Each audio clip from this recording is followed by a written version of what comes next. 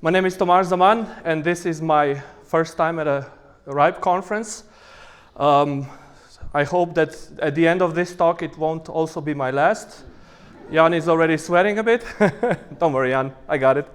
And yeah, in this talk I'd like to talk about the challenges we are facing when building our own home router. I'm also a YouTuber, which means for the most part I have no idea what I'm doing. But for some reason, people seem to enjoy at least talking about having no idea what I'm doing. So once I expressed my willingness or desire to build my own router to sell at the end of the day, I garnered quite a lot of people following the whole story with enthusiasm. And more so, or even more importantly, a couple of investors sent me an email saying like, hey Tomáš, I'm following your story on YouTube and I'd really like to financially support this whole endeavor. So I can proudly say we're also a venture funded startup. We raised 300K last year. The two biggest investors are one British ISP and one Silicon Valley fund. And they all found me on the internet, which I think is pretty great. And you know, internet is the reason we're here today, so even better, right? So this is the device that we're building, and this is why there's 936 grams to it, right? It's milled out of a solid block of aluminum. And before you ask why, let me ask you back, why not, right? So we decided that all the routers that we've been dealing with, not just routers, not just networking gear, but gear in general, they cut a lot of, or they save a lot of money, but the manufacturers, by going with some cheap stuff that breaks easily, gets turned into e-waste far earlier than it's supposed to, I guess. So we said, okay, let's make something that is environmentally more friendly, more durable, and dare I say, also looks prettier. But before we get into the actual challenges, let me go to the beginning of this story. And it was January of 2020. And luckily for me, it was just 2 months before our favorite global pandemic struck. So I got my gigabit fiber just 2 months before, which was perfect, right? However, this is what I've been giving as my ISP's router of choice. Now, is there somebody who works for AVM here? Okay, good. And I'm not throwing shade at them. Actually, this device is pretty good for its price, right? But my network rack at home looks good, let's say, right? So let's say just aesthetically this didn't fit. So I immediately called support and said, listen, can I have something better? And they say, well, you're a business customer, so this is something better, which makes me think what non-business customers are getting, right? But apart from vanity side of things, there was also one bigger issue, at least in my opinion. And that's the fact I didn't get root access to the device. Like, how can I not get root access to the most important networking device in my home? That didn't sit well with me, right? So what I did is, the Fritz box that I'm talking about had one redeeming quality to it, and that's the fact that it comes with a separate SFP transceiver, right? So I called support again, they love me I guess by now, and said, listen, can I take this transceiver and put it in my own gear? And they said, no, you cannot do that. So I tried it anyway, right? But it didn't work. And the reason it didn't work is because the SFP transceiver, you probably know that, needs some kind of way, at least in GPON, needs a way to authenticate with the switch, with the ISP side of things, right? And this is not the picture of that transceiver, but it looks the same. Anyway, it did not want to authenticate when it was in my own switch, right? However, there was pandemic going on, so I had plenty of time. So I discovered, long story short, that when this transceiver is plugged into the Fritz box, Fritzbox, through some non-standard, non-documented, non-nothing hidden protocol, pushes the serial number onto the SFP module for it then to authenticate with the switch on the other hand, right? So what I did is I turned off, or I unplugged all the devices on the network except my PC, and then I turned out, because luckily their OS has a packet capture utility, so I just ran packet capture on WAN port, plugged in the SFP module, and I saw the data going through, right? Through two internal ports that weren't visible otherwise. So I was like, you know what? I'm just gonna grab this data, write my own script, put it on my own gear, and just run what is called a replay attack. And that worked for like 2 years probably on my network, so I successfully moved the SFP module into my router, or into my switch that was controlled by my router, and it all worked beautifully. Except when it didn't, and my wife called me when I was giving a talk on a conference or something. I said, just plug it out and plug it back in, and it will start to work again, right? The normal customer support response, I guess, right? And I even called the telecom. I was like, listen guys, this is what I've done. And my wife was like, before I made the call, my wife was like panicking, like, they'll arrest you or something. I'm like, chill, let me talk to their cybersecurity guy. You know what his response was after hearing this story? He said, do you need a job?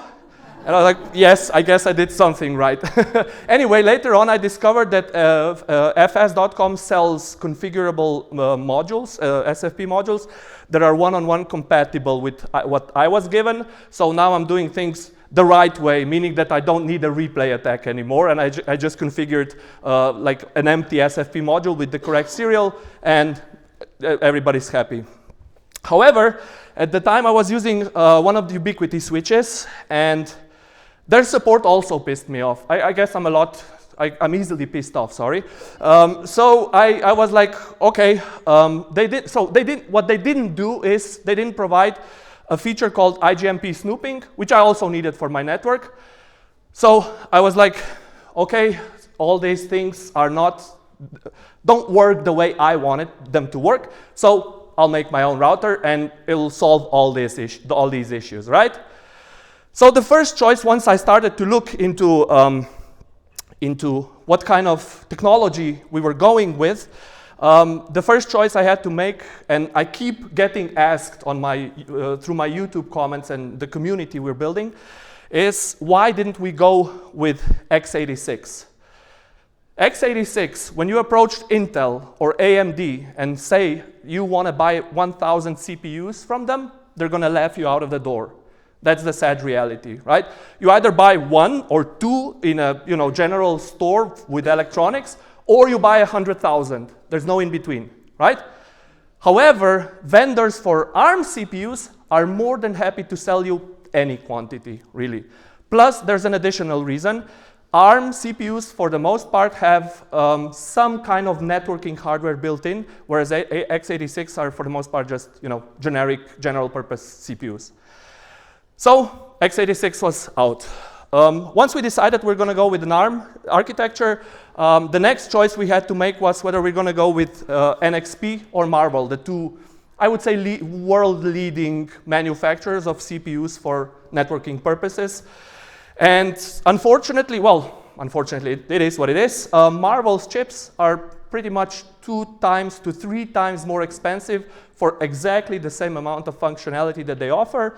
So simply for monetary reasons, we said, okay, let's go with NXP, right? The next requirement we had was that we wanted at least 2 10 gigabit ports. As I said, I'm a big opponent of e-waste, so we want our device to also be forward-looking, and we want it to work, happily for 10, 15 years. So we said, okay, it needs to have, and the 2 ports that router needs are WAN and LAN, so we said at least 2 gigabit ports that it needs to have, right? So what we settled on is a CPU called NXP Layerscape LS1046A, which is for $70, supports everything that we need it to. So you can have either 2 or 4 general purpose ARM cores. It supports up to 16 gigabytes of RAM. With it, ECC support has plenty of gigabit interfaces, the 2 10 gigs. It has one PCIe 3-lane, which we'll get to why is it important shortly. But more importantly, it has something called hardware offloading. Unlike your general purpose, Intel or AMD CPUs that you're used to from your PCs, networking CPUs usually have two parts to them. One part being the general purpose ARM cores that are just, running Linux or whatever. And then the second part, the ASIC part, is where the magic happens. So it's these ASIC parts that are handling the traffic, even 10 gigabit, even 20 at least. So our CPU has up to 26 gigabits per second of hardware offloading, meaning it can handle that much almost without interfering or having to use the general purpose cores, right? So I can push 26 gigabits per second, and the general cores will be at 0 utilization this whole time, right? And that's the magic part of it. What can it hardware offload? I didn't list all of it, but pretty much all of it. Like whatever you can imagine, like at least, unless you're talking some kind of exotic protocols, it can do hardware offloading. So we've tried, regular traffic, so routing, PPPoE, VLANs, network address translations. It even supports, though we haven't gotten there yet, so intrusion prevention system up to 36,000 rules on a 10 gig connection in real time, which is pretty amazing. However, NXP is a little bit shy when it comes to documentation, as in it's really hard to get by. So yeah, that's, I guess, the downside. The next decision we made was the form factor. We wanted to go with something small, non-bulky, so if people or potential customers decided they want to put it, somewhere on a shelf and not be too unobtrusive, yeah, I guess. Anyway, so we wanted to go with nano ITX.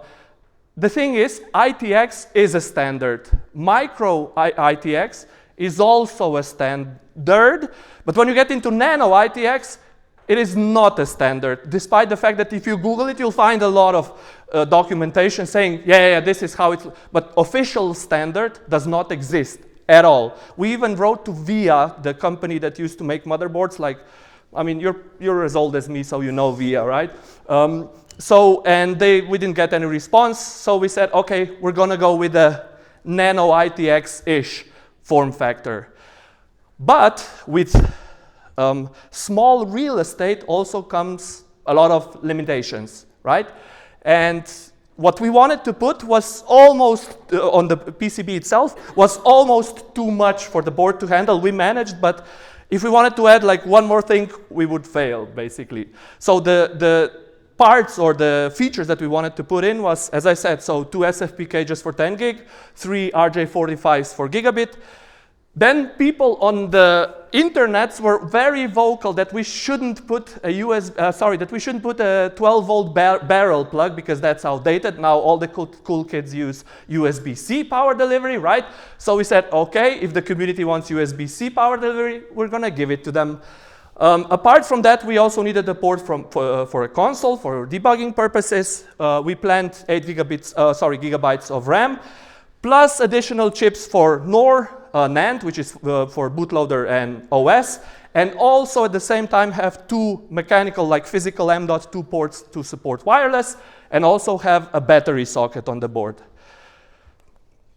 And this is how the final product looks like. This is almost fresh out of the oven. Literally, the first prototypes were manufactured this January, and this is one of the 6 prototypes. I have one with me, so if you want to gently hold it after the talk, approach me, and yeah, you'll be able to gently hold it.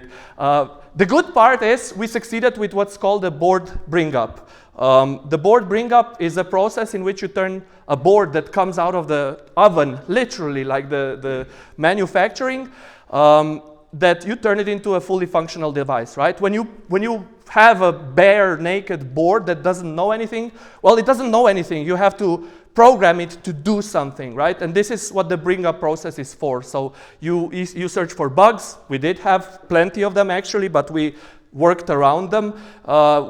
So we ended up, basically this board, and I have it with me, now boots into Linux, and all interfaces work. So for 2 people to work on it for like a month and a half, I'd say is a pretty good outcome or result, really. Now let's talk about some of the real estate on the PCB and how it was used, I guess. So the 2 most important, I would say, parts are of course the 10 gigabit ports, because this is the whole shtick, right? We want to support 10 gigabit from the get-go, and are by far the most intense, complicated, complex parts, right? Apart from the boards themselves, here, okay, yeah. So in order for the boards to work, you need 3 components, or 4. So you need a CPU, which is like a Mac controller, right? Then you need what is called a retimer chip.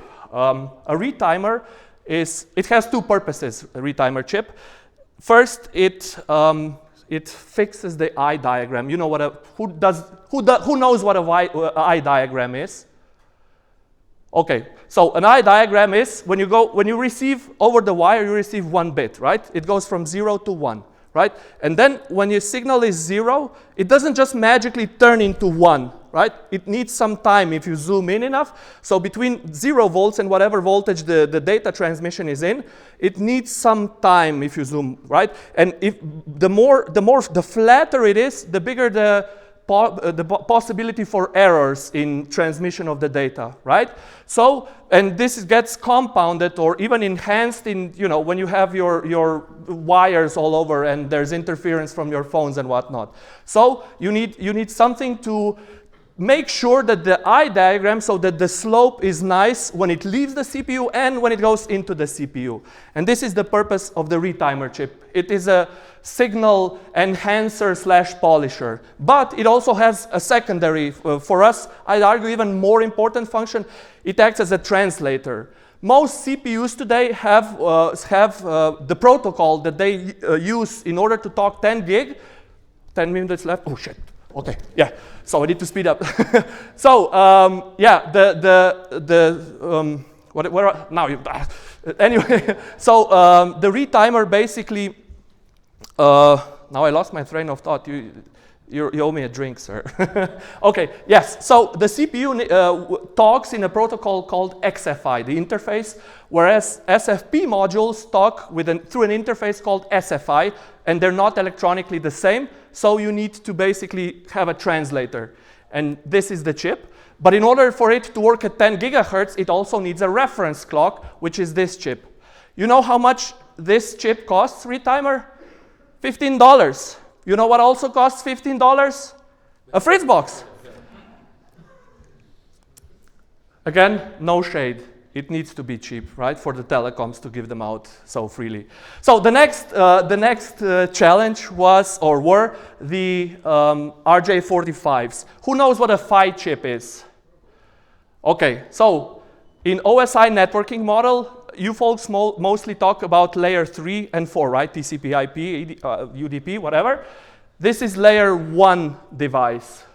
So on the CPU, you have a Mac controller that is a layer 2 device. Then you need someone or some chip to translate between layer 2, which is in bits, to layer 1, which is analog signal that comes over the wire. And between them, you put what are called magnetics. Magnetics are basically just two transformers that are one-to-one wired and basically prevent the bad power that can come through the wires to getting to the CPU, right? So they're a safety mechanism. But you've mostly seen RJ45s that are shielded, right, and have magnetics built in. That's the regular practice. However, we wanted our device to also look good. So we wanted plastic ports, so that's why we chose a separate route, right?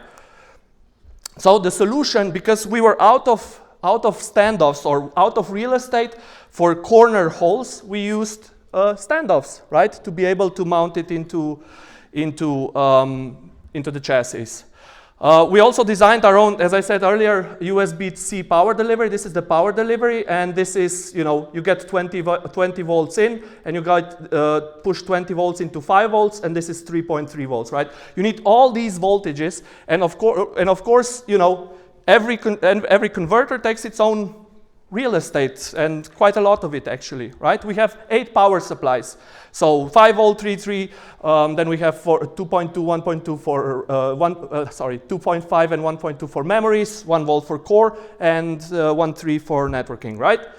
So this is the final development kit version of the device, which we already sold 700 of them. So we have 700 people that already paid for this device, though it's not manufactured yet. We're debugging, but you know, YouTube works, I guess you could say. So that's pretty great. And before we close this down, let's also talk about the memories, because these are the most and the least fun at the same time. So we have 2 main storage. This is the NOR flash. NOR flash are really small but very resilient devices, right? This NOR only takes 64 megabytes of data, but it's enough for a bootloader like U-boot or UFI. And eMMC is pretty much the same chip that you find in SD cards, right? In our case, it's 32 gigabytes of general purpose storage, right? And then we have 5 memory chips, which are making me really old really fast, because memories run at 800 megahertz. That's 800 million clock cycles every second, right? And just to have an idea, all these memories take around 200 traces that need to be routed from the CPU into the chips, right? And if traces are off by a millimeter even, it can, okay, that's not me yet. If they're off by a millimeter, it can corrupt the signal and not work. And we haven't gotten to this part. But we didn't solve it yet. So you have about 1,000 options that you need to set in the CPU, how to talk to the memory, and every one of them can screw you up, basically, right? So we're not done with this part. It's basically going on right now. And the other part I also need to mention is the user experience, I would say. So we put 2 ports. You can see 2 M.2 ports for Wi-Fi and the battery holder there.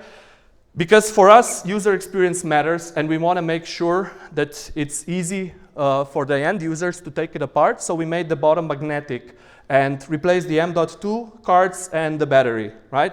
I'm rushing it so I don't run out of time. Yes, sir. We spoke about this. I spoke about, oh, I'm faster than I thought. We spoke about memories. Yeah, but what about networking? Open source, I love it. I made my career in open source, but I believe it needs a lot more work. Our router is focused on Linux, but the primary purpose is that we want to give people a choice. So if you want to run FreeBSD, you can. If you want to run Linux, you can. Windows, I don't know, no. But we want to. The point of this device is a choice. Nothing is locked. You're not. Not only do we not prevent anybody to do anything, we encourage, as long as they report back their successes or their failures. So we might help out, right? I won't go through each of these. But the one I will mention is VPP. So we managed to hardware overload VPP, which is vector packet processing. It's a great technology, but not very user-friendly. And what we want to focus on in the next year or so is build an interface on top of VPP. I don't know whether we'll succeed. Cross your fingers, or how do you call it? Like, wish us luck that we'll succeed. I come from a WordPress background, so open source is very dear to me. And WordPress I've been in that community for 10 years until I sold my company in 2022. And WordPress has one mantra to it, and that is democratizing publishing, right? What we want to do is we want to democratize home networks with our device, right? So what are the plans for the next half a year? So we need to finish the bring up. We need to finish the enclosure. What you've seen are prototypes for the most part. Make an MVP, which will be sold with OpenWRT, because that's also already supported. We tested it. We know it works. We're confident selling that kind of device. But most importantly, we want to build a community. And I think we're succeeding in that. Because as I showed you earlier, my YouTube channel already has 50,000 subscribers. And I don't mean this as a bragging point, but as a leverage or a starting point in which I can invite people over and participate in our journey, right? Like a famous YouTuber once said, like, share, and subscribe. Thank you.